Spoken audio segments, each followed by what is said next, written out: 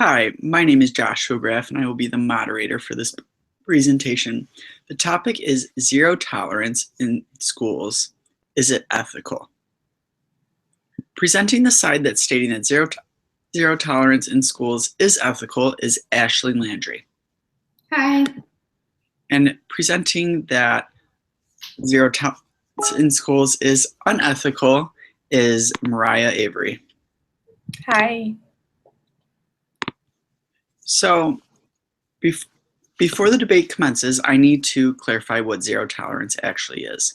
Zero tolerance refers to the concept that certain types of disciplinary offenses will not be tolerated and automatically result in suspension or expulsion. Suspension is defined as removing students from the classroom for 1 day or more, in school or out of school, because of a rule violation. And expulsion will be defined as an involuntary disenrollment from school based on a rule violation. Now, I would like to give the audience some background on why zero tolerance policies come from. Zero tolerance policies came from in the aftermath of the Columbine shooting, which was the first mass school shooting done by students on April 20th, 1999 in Colorado. They murdered 12 students and 1 teacher. The federal government mandated that any school receiving government funding needed to expel a student for bringing any kind of weapon to school. This was known as the Gun-Free Schools Act of 1994. Presenting first is Ashley. Ashley? Hi, thank you, Josh. Everyone, I am Ashley and I am pro zero tolerance. The first point I would like to make is that zero tolerance is an explicit written disciplinary practice that ensures that all practices are carried out equally across student populations. And by having such documentation, this means that all students are treated the same. It is important to remember that consistency is key, and it is good to remain consistent among all students, giving no one special treatment. We all know that special treatment leaves room for error and raises lots of questions that are difficult to answer. The contingencies are written behavior and are considered verbal behavior. When rules like this are implemented, there is positive change in behavior. So now I'd like to open the floor. Mariah, do you have anything you'd like to rebut against? I do. Pearl mentioned special treatment.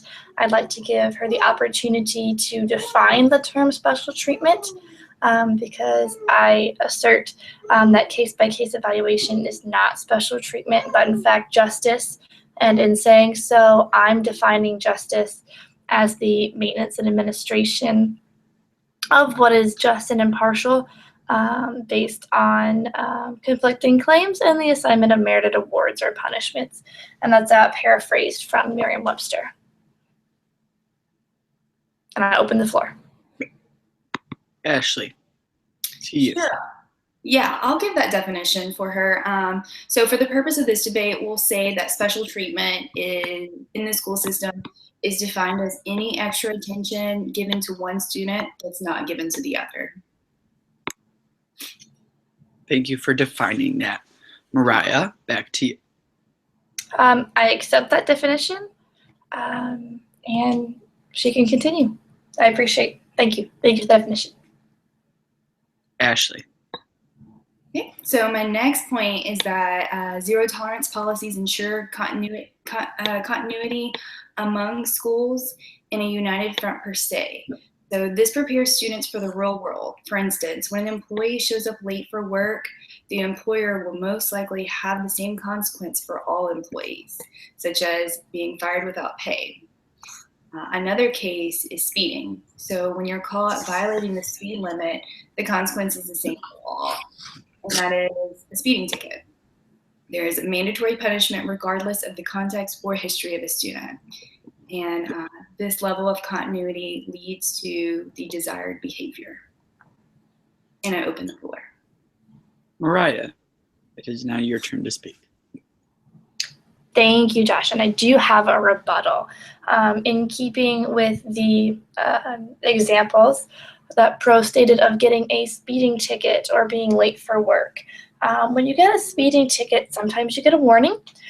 Sometimes you get that ticket. It depends on how fast you were going or even the mood of the officer that pulled you over. If you're speeding with your hazards on, that police officer is going to follow you to your destination and then address the issue, because those hazards are pretty much, I have an emergency, I have an emergency. So really, those are being evaluated on a case-by-case basis. The same for being late to work. If you're late to work every day and give no explanation, yes, you might be terminated. Different places of employment have different set numbers. For instance, my current job, I can be late to work and not explain why up to 10 times before I'm actually going to be terminated. And this would be different if you have an emergency, or that's also being evaluated on a case-by-case basis by the people involved. And I'd also like to say that African Americans and those in self-contained classrooms experience zero tolerance very differently from their white peers.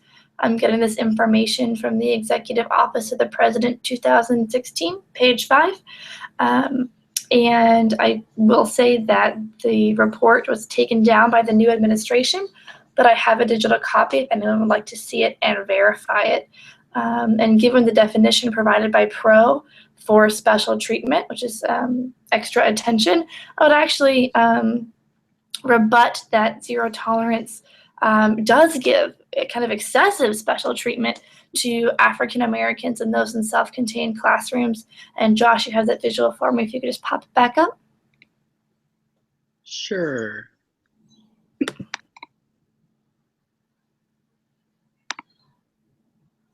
So here's the visual that Mariah is speaking of. It shows that under the boys who receive one or more out-of-school suspensions, the highest rate is for Black or African American at 18%. And then for the girls, again, the highest is for Black or African Americans at 10%. And then the other chart that Mariah was speaking of, shows that the percentage of students with disabilities receiving one or more out-of-school suspensions by race, ethnicity, and sex. It shows here that for boys, again, the highest of 25% is Black or African American. And then for girls, at 19%, the highest is Black or African Americans. Mariah, back to you. Thank you for that, Josh. Again, part of my rebuttal to the original point by Pro is that behavior drift has occurred, causing schools to vary from the original plan of zero tolerance and punish children for more mild misbehavior, such as insubordination or disruption. And these are subjective terms that can be interpreted with a pretty significant amount of bias. And I'm getting this information from Shikpa et al. 2006, titled "Are Zero Tolerance Policies Effective in the Schools?" A report by the American Psychological Association Task Force, page 63, has the visual analysis. I also have another figure that Josh is going to pull up for me in a moment that uses records from a few racially and socioeconomically diverse school districts in the southern U.S. The total amount of students used for the analysis are about 40,000. The study was commissioned by the Children's Law Center, and they partnered with the district and tried to understand the mechanism of the racial discipline disparities that I'm discussing and that we're all discussing. The bar graph is going to depict offenses resulting in out-of-school suspension for this district. And a large portion of the suspensions are going to be for disruptive behaviors, up to 41%, truancy and fighting at 22 and 20% respectively. While the more serious and threatening violations, like possessions of weapons, remember that's what Columbine and the Gun-Free Schools Act was about, was possession of weapons, are going to be at less than 1% of school suspensions per year. So the least amount of suspensions are occurring for possession of a weapon. And Josh, you can go ahead and pull that up for me. Sure, I can. Here's the chart that Mariah mentioned showing that disruptive behavior is at 40% and that weapons are the least amount of offenses resulting in school suspension. Mariah, back to you. Thank you, Josh. During the 2007-2008 school year on a national level, the most common cause of expulsion and suspension was behavior disruption. According to the U.S. Department of Education National Center for Statistics. And just to bring home how unevenly zero tolerance is being applied, the rate of preschool expulsions is 3 times that of students K through 12. And that information is coming from the Advancement Project, published in 2010, titled Test, Punish, and Push Out: How Zero Tolerance and High Stakes Testing Funnel Youth to School to Prison Pipelines. So just bringing this all back to the special treatment that Pearl mentioned, I would say that special treatment is a huge part of zero tolerance. As a fact, this evidence that we're seeing is saying, yes, there's so much special treatment in this intervention that is meant to eliminate special treatment. And that special treatment is going to African Americans and those in disadvantaged, or those in all-inclusive classrooms, because they're getting so much more attention, this negative attention for their minor behaviors. And I open the floor. Ashley, to you. Thank you, Josh. So yeah, I wanted to talk about juvenile detention centers, and I would like to note that juvenile detention is a behavior intervention that intends to reform criminals. Detention is intended to discourage the undesired behavior and to keep it from reoccurring. The goal of juvenile detention systems is to help, not hurt, and to reform, not punish. Children are treated as the children they are and not as adults. And also, when speaking about the demographics in the prison system, the prison population may be representative of those new demographics in the U.S. and not solely on the discriminatory practices Mariah spoke about. Whenever it comes to demographics in the prison population, this includes ethnic groups of African Americans, Caucasians, and many others. The representative group may be that of African American descent, but it is important to know that the earth is more populated by African Americans, and the prison just represents the total population of the U.S. And now I would like to open the floor. Mariah, to you. Hi, thank you. So this is the first point by Con. Zero tolerance is a well-documented school-to-prison pipeline. This is coming from that same Executive Office of the President, 2016. The visual analysis is on page 3. And Josh, if you would mind pulling that up for me. Here you go.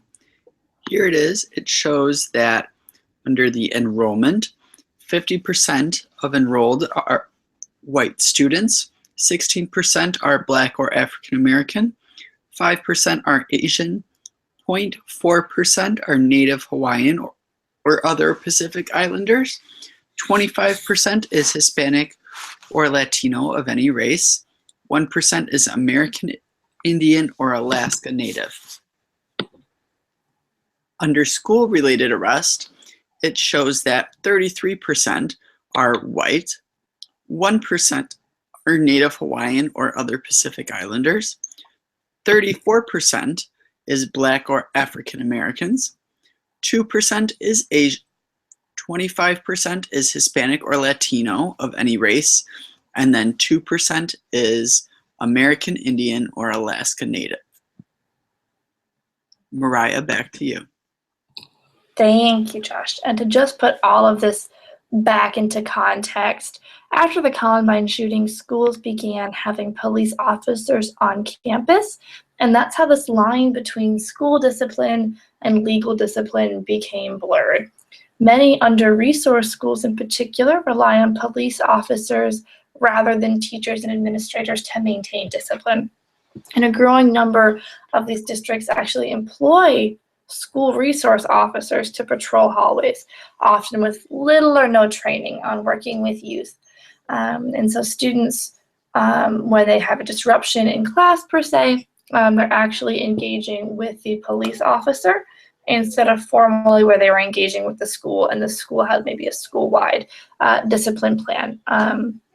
So from that interaction with the police officer, they again go through those channels and end up in juvenile detention centers, often for minor or non-crimes like loitering or non-compliance.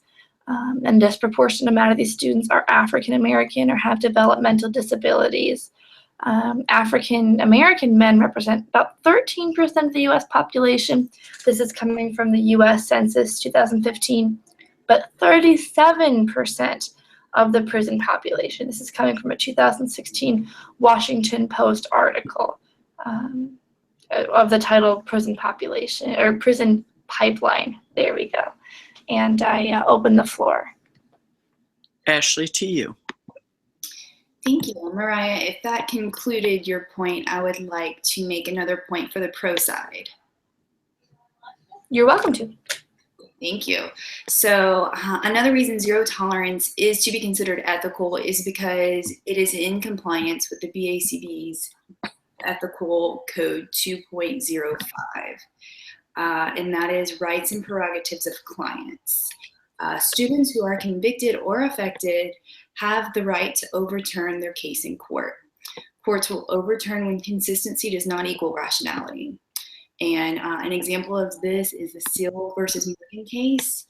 And this case occurred in the year 1996 when a student brought a friend who was also another student to school, and the friend left a knife in the car. The owner of the car was unaware but was still expelled from school.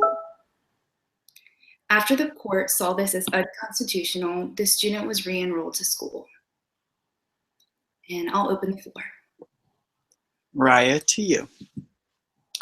Thank you, Ashley. I do have a rebuttal.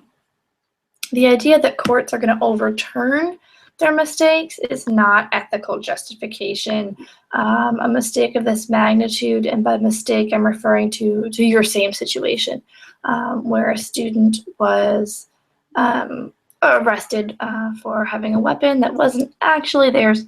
And so these mistakes cost children their right to education, their social development, familial bonds, and ultimately their freedom. And overturning these decisions does not restore what's been lost or broken. And to put all this in context, we're talking about legal processes that do in fact take several years. An appeals process can take up to 2 years. So if, let's say, that person was 16, now they're 18, that's a big difference when we're talking about these age groups and the amount of social development, education, and all of these things that are taking place in typical development that we're essentially just putting them in a box. So I open the floor. Ashley, back to you.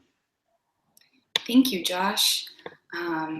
So I also wanted to let this be a point that zero tolerance is in compliance with the BACB's Ethical Code 2.0, which is operate in the client's best interest.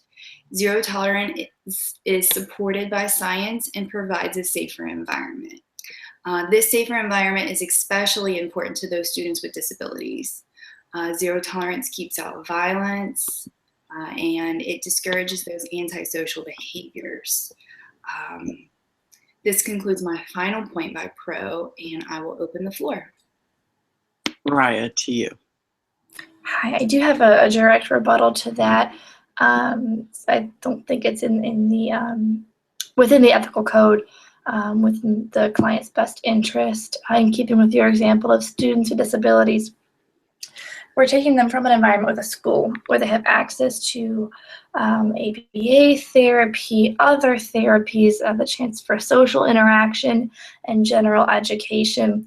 we're removing them from that environment and placing them in a juvenile detention center. And they don't have the same rights to education. At least in the state of Georgia, teachers are not actively employed by the juvenile detention center. There are computer lab areas where they are able to do online school, but that would not meet the needs for most of the learners that we're talking about.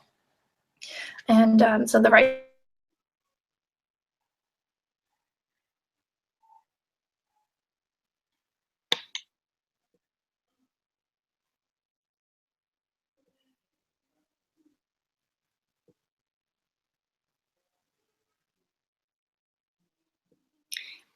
If that concludes her rebuttal, I can open the floor for questions.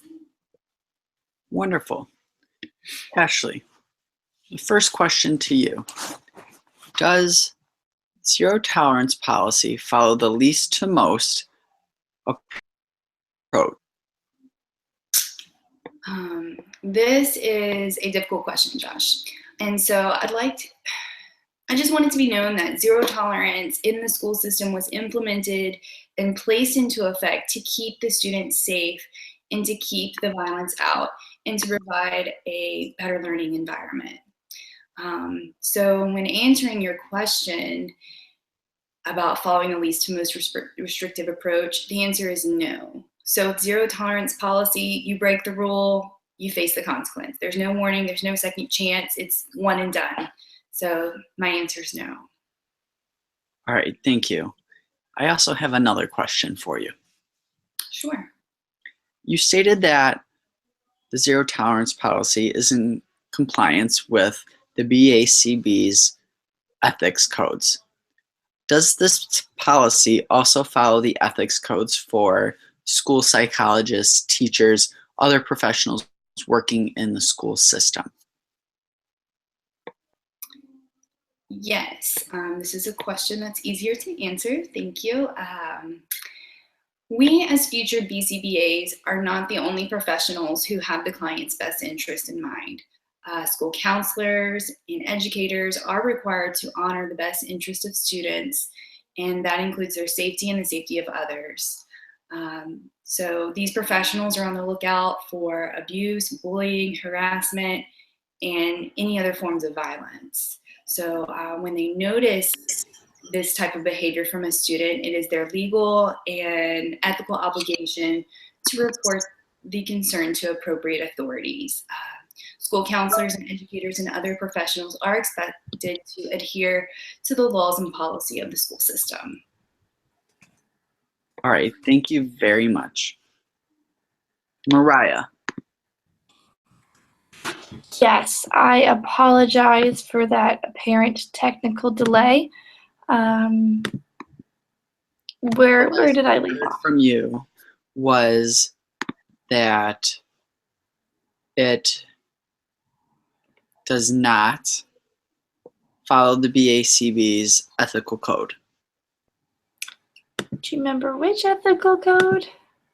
It was Ethical Code 2.0, operate in the client's best interest. Thank you. Yes. So I would argue that it does not operate in the client's best interest, and in keeping with the example of those in self-contained classrooms, we're taking them from a school environment where they have access to applied behavior analysis, other therapies, social interaction, and general education, and placing them in the juvenile detention facility, where at least in the state of Georgia, they don't have direct access to teachers. There's only a computer-based setup where they can get a GED, so that would not be a successful intervention for many learners. There's also no access to therapies, only prescription medications. The IDEA Act does not apply to those in the juvenile correctional facility. So we're essentially removing all interventions except for medication once in the correctional facility. And I think we could all be in agreement when we say that there's not much in a correctional facility that is equal to real life social interactions. So the interactions that they would be having in the correctional facility aren't going to help them when it comes to going back to the real world once the period in the correctional facility is over. So none of those social skills that they learn in the facility are going to be applicable. I would also say that zero tolerance is not in compliance with the BACB's Ethical Code 1-01, reliance on scientific knowledge, or in compliance with the BACB's Ethical Code 2-09, treatment efficacy. There's a growing body of evidence, some that I've presented today, that show that zero tolerance is not working in the way it was intended, and in fact, it's quite harmful to our most vulnerable populations. And I open the floor. Thank you very much. Ashley, do you have anything you would like to add? I have no further comments at this point. All right. Mariah, while we had the technical difficulty, I had asked Ashley if zero tolerance policy follows the least most restrictive approach. She stated that it does not follow it. What are your thoughts? I would say that it clearly doesn't. In zero tolerance policy, really the premise of it is that we're going to place a really, really intense contingency on certain behaviors in hopes that it has such a punishing effect that no one's going to do it again. So that would definitely not. It's a very intentional most intervention. It was intentionally designed to not meet the least to most design. All right, thank you very much. And before I ask another question, Mariah, did you have any other points you would like to make? I did. Thank you very much, Josh. My final point is that zero tolerance is against the BACB Ethical Code 4-10, avoiding harmful reinforcers. So I'm just kind of backing up a little bit and going to suspension. So in keeping with the example we've used continuously through the debate of a student in a self-contained classroom, staying home could be very reinforcing. There's a lot of demands in the classroom, a lot of stimuli that might be aversive. The same for neurotypical high schoolers. Being in school is not always the funnest thing we could be doing. So missing school could definitely be great negative reinforcement, and that's the consequence of the behavior. So if I'm having a disruption, maybe I do some swipes and just start yelling, and then I get an out-of-school suspension for a few days, up to a week, and I enjoy that break. That break is reinforcing to me. So when I come back to school and I don't want to be in that environment anymore, I can just swipe and disrupt.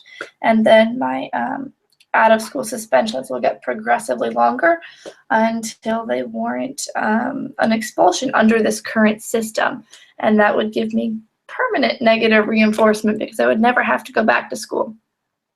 So, and missing school in general is detrimental to the learning of all students, especially those in self-contained classrooms or those who have IEPs, where they have a lot of goals and they're getting a lot of services.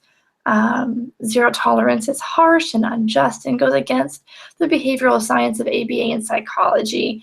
As I was saying, zero tolerance does not solve the issues that it was intended to solve. It's also against Ethical Code 2-10, the right to effective treatment. As I stated before, the prison system has increased 8-fold over the last 30 years. That's according to the same Washington Post article I mentioned earlier. And programming in the juvenile prison systems are overcrowded, and clients don't have access to meaningful programming. And I open the floor. All right, thank you very much, Mariah. Ashley, do you have anything you would like to add to that, or are we finished with the debate? My side is done, and I have no further rebuttals. All right, thank you very much. So, Mariah, while you were away, I also asked Ashley if the ethics codes, she stated that the BACB's ethics codes are being followed by the zero tolerance policy, yet you just stated that they are not in compliance with some codes. Do you believe that, or do you have research showing that it also is in or is not in compliance with the school psychologist ethics codes, social work ethics codes, and or the teachers ethics codes? I'm not familiar with the specific code of ethics for any of those professions, but I can say with confidence that I believe that intervention of zero tolerance and the coinciding kind of prison to pipeline situation that's very well documented because of zero tolerance are very harmful to the students involved. And because they're harmful, they're against our code of ethics. We kind of get into all the different ways that they're against our code of ethics, but that really is the one that sticks out to me the most. And I would say kind of by assumption, I'm sure that harming students would be against those professions. All right, thank you very much. Mariah, I do have another question for you. You have spoken about the school to prison pipeline and how students who are affected by the zero tolerance policy are more likely to end up in the prison system. Can you describe that process of how it happens? So obviously there is suspension, there's expulsion, but how do we end up in the prison system? That is a great question. Thank you, Josh. And it was something I was a little bit confused on myself before we kind of really got into this project. So what's happening is, as I mentioned, post-Columbine, a lot of police officers were stationed in schools. The general premise seemed to have been, well, the schools will be safer if we have police officers on campus. Over the years, the police officers have kind of become equal partners to the teachers in maintaining discipline. So you'll often see police officers walking the halls. Schools will have a resource officer. So if there is a disciplinary incident, let's say a fight, two students fight, then once the police officer gets involved, it becomes part of the criminal justice system. So anytime they're in contact with the officer in that kind of way, he will file a report or make an arrest. There's also another component where schools can make referrals. So let's say I'm a student in a self-contained classroom, just to keep the same example throughout. I have repeated disruptions. Maybe my disruptions are being reinforced by escape, like I mentioned. So now they're quite significant and they're not manageable by the teacher. Then she can refer, at least in my state, she can just refer to the school resource officer. And then once he has that referral, he can make the arrest the next time it happens. So let's say Monday. Oh, it's a really bad disruption. I don't feel I can handle this anymore. I write the referral. Tuesday, there's a disruption. So now the officer comes for the disruption because he's got that referral. He makes the arrest. So now that student is a part of the criminal justice system based on something that happened on school grounds. Does that make sense? Yes, it does. Thank you so much for clarifying. And then just a general question to either you, Ashley, or Mariah. Is it required that every school or the school district have a BCBA on staff? That way it would somewhat prevent any of the zero tolerance policy going to the extreme and these students ending up in the prison system. I can say that not every school has a BACB or BACBA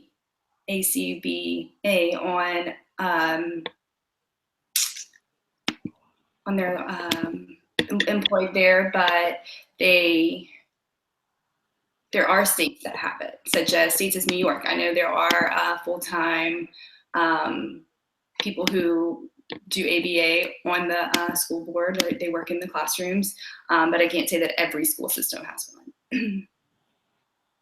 All right, thank you very much for answering that question. Mariah, do you have an answer to that? I do. I would actually say that I know, to the contrary, many schools don't have BCBAs. There we go. In the state of Georgia, actually, many schools are not happy to work with BCBAs. There's a little bit of distance there. So I think it's important to frame zero tolerance as an ethical violation within their terms. So taking some of the behavioral terms out and presenting it to them in ways that kind of take us out. So fade ourselves from the truth, which is that this is a harmful intervention that has multiple ethical violations, and just overall is not the correct way to handle inappropriate behaviors. It's not a successful intervention. And so to be able to frame that empirically without necessarily coding it in applied behavioral analysis would be a much more meaningful way to get the message to the school system, because not all of them are happy to work with BCBAs. All right, thank you both very much for the descriptive answers, allowing me to really figure out the topic more. So in the end, we figured out that Ashley, who presented on the pro side, some of the main points that she made were as follows. 1, the zero tolerance policy allows documentation of proof that every student is being treated equally and in the same way. 2, zero tolerance policy models what it would be like in the real world. For example, she used that if you are speeding and a police officer pulls you over, he or she is more likely going to give you a speeding ticket. Just as if you are in a job and you miss time too much of it, then you are fired. So that it models the realistic expectations of life once the school system is passed. 3, the BACB finds that the zero tolerance policy is in the best interest of the client and schools, thus it is ethically correct. On the opposite side, Mariah presented on why the zero tolerance policy is not ethical. Some of her main points were as follows. 1, the zero tolerance policy is a school to prison pipeline, which means that these students are getting in trouble from the zero tolerance policy for small non-compliance, loitering, small problems that should not have them end up into the prison system. However, they are ending up in the prison system. And then a disproportionate amount of these students are either African American or have a developmental disability, which is a clear sign of discrimination within the zero tolerance policy being made. I believe that after evaluating both arguments made by Ashley and Mariah, that it is very clear that Mariah is correct, that zero tolerance policies in school is not ethical. It has been proven that it is discriminatory against certain races, ethnicities, genders, as well as if they even have a disability or not. But it also points out many flaws in the system of ethics. So based on the school psychologist ethics, teacher ethics, social work ethics, and even the BACB, it does not follow the ethics codes in a structured way to show that zero tolerance policy is ethical. It is not. So congratulations, Mariah, for the victory in this debate. Ashley, wonderful job presenting your side and defending it. I would like to thank you both very much for participating. Thank you.